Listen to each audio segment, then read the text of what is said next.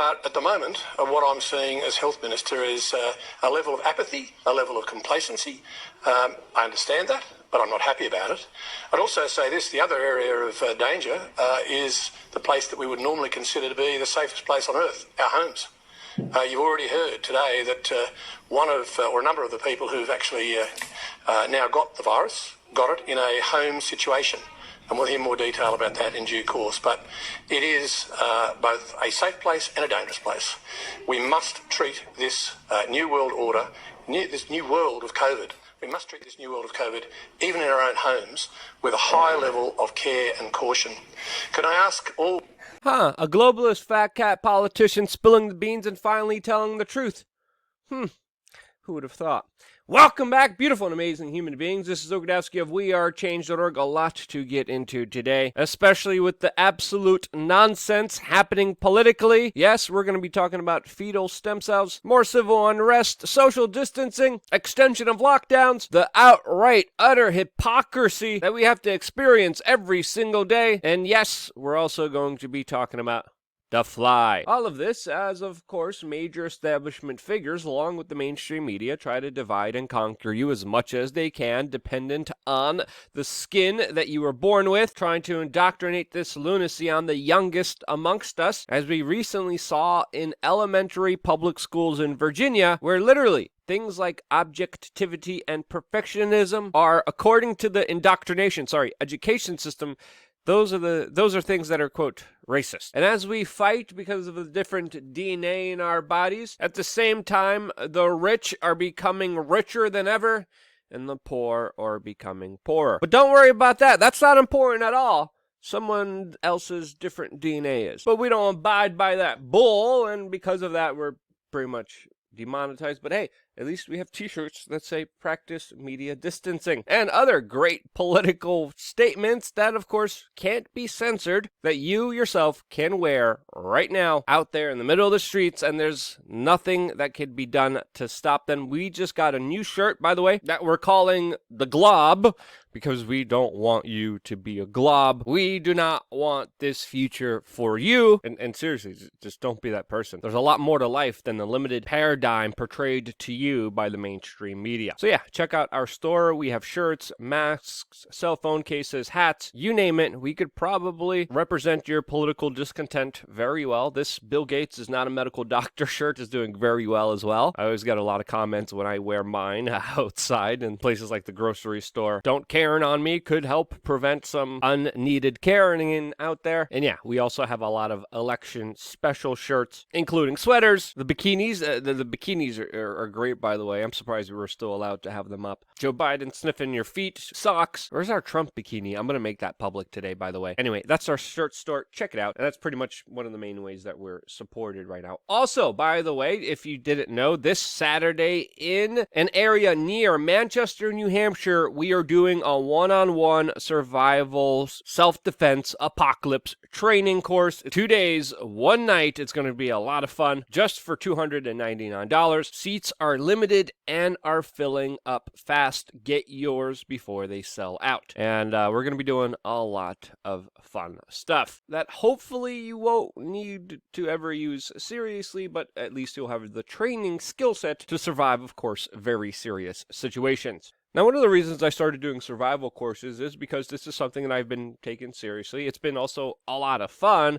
but also on the outside looking in, when we're looking at our political discourse and what's happening inside of the government and media, it looks like everyone is just absolutely losing their minds. And that's now what, unironically, the Speaker of the House, Nancy Pelosi, is accusing Donald Trump of being, because now she's trying to use the 25th Amendment powers to remove the U.S. President of the United States from office because she fears that his steroids that he's on right now because of the Conholio sickness is, quote, affecting his mental health. Yes, the Speaker of the House is leading a discussion proposing doing this. Seems like a very desperate move. This is, of course, after U.S. President Donald Trump quickly recovered from the corneal sickness and is now saying that he is a, quote, perfect physical specimen and that he's very lucky because of that. Now, this is all happening on the backbone of just a few days ago where some media personalities were telling you that Donald Trump was faking his corneal sickness, and then the next day they were telling you that he was going to kill everyone next to him. And again, a lot of this is with just pointless speculation. Some would say Trump derangement syndrome, where again, we're just met with constant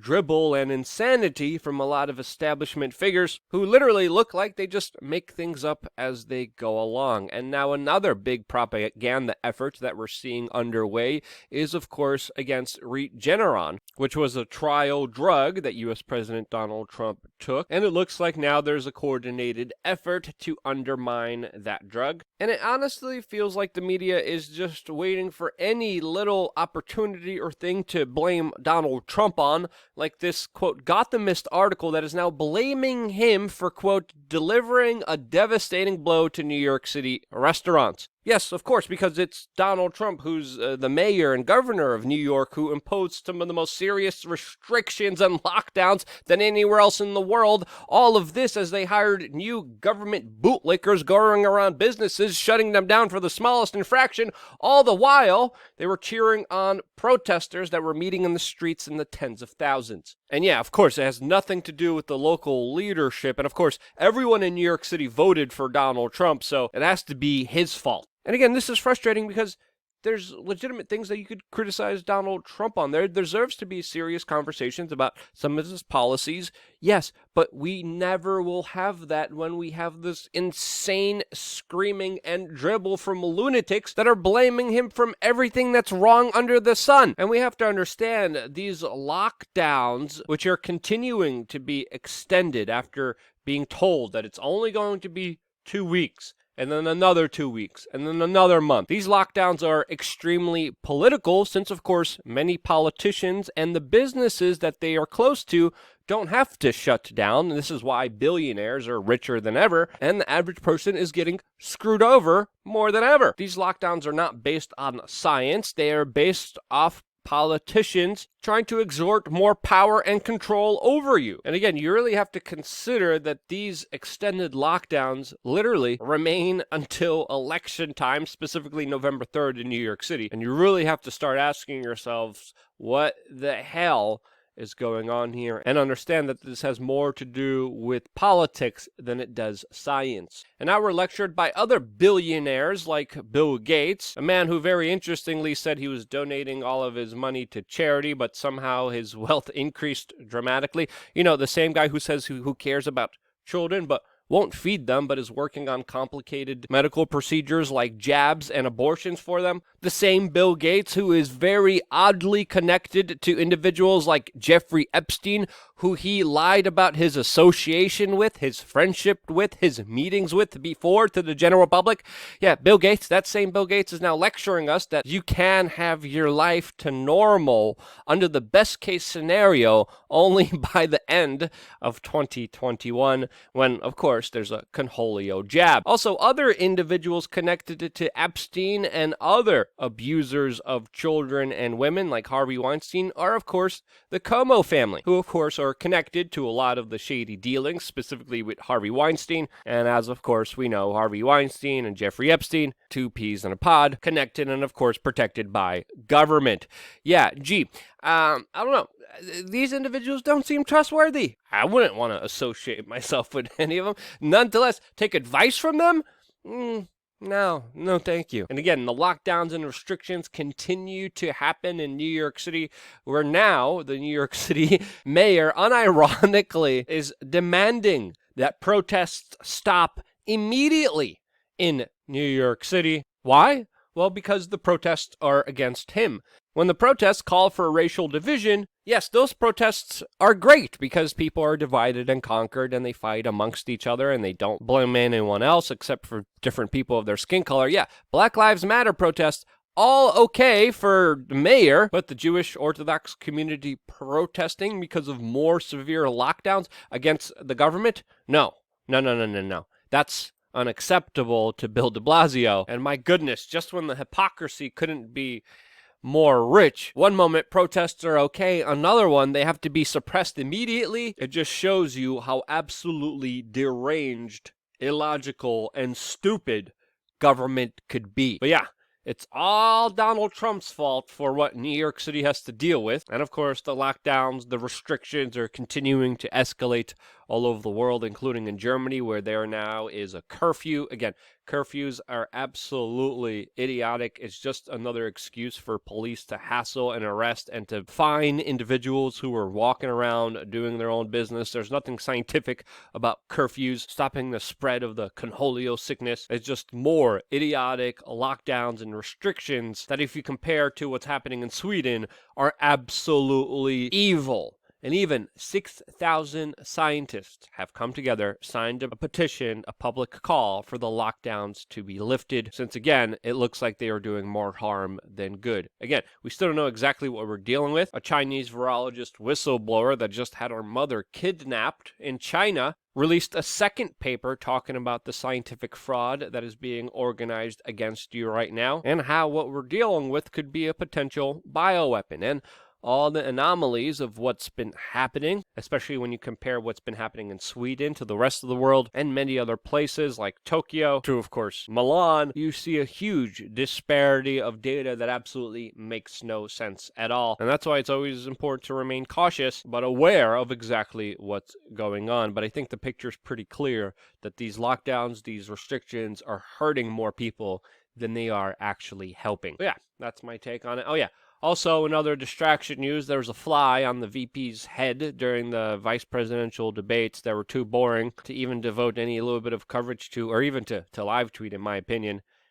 But yeah, there was a fly in his head, which is a ridiculous non-story, but other idiots decided to make it a story. I personally believe the fly was trying to tell us something. Facetiously, of course. Also, there's a possibility that the next presidential debate might be virtual, something that the U.S. President Donald Trump said he would not do. Because, yeah, it's definitely not the same as an actual, real debate. No, I don't want to watch a Zoom conference. Bring the plexiglass in, just like they did last night, ridiculously. I don't care, because we want to see a debate, not a boring little teleconference.